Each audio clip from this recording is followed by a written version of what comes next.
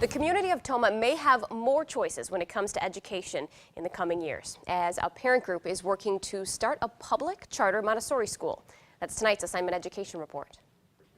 This small group of parents are working hard to make a big change in the Tomah School District. It's very overwhelming, but very exciting at the same time. They are hoping to start a public charter Montessori school. We have a mission statement. We're working on a vision statement. It's just a different type of education. There's not one type of education better than another type. It just depends on the child. Tina's daughter is in first grade at Lemon Wire Elementary School in Tomah. Tina says her daughter was struggling in a traditional classroom. I was trying to figure out how can my daughter learn so she's not feeling like she's being left behind in school. I've been involved in Montessori since the 70s. That's when Tina was introduced to this former Montessori teacher from Sparta, who immediately began working with this group to see if the community of Tomah was interested in this type of education. I graduated from here, and I really wanted to give something back to this community.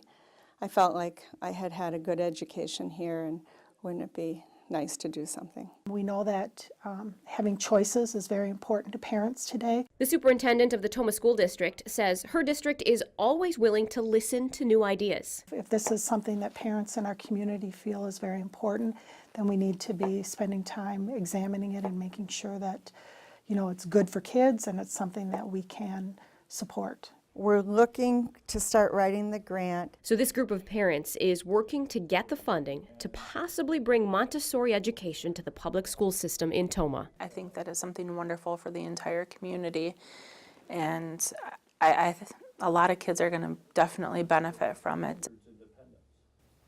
Well, the grant has been submitted to the Wisconsin Department of Public Instruction. It has to be by April. And if they receive the grant, the proposed new Montessori school would have to be approved by the Tomah School Board.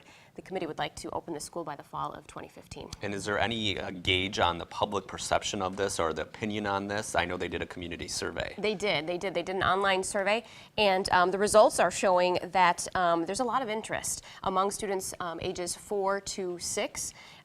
They would be able to open with at least 2 classrooms. So, and they also gauged parents with 2-year-olds and 3-year-olds just to kind of see if there's long-term interest there.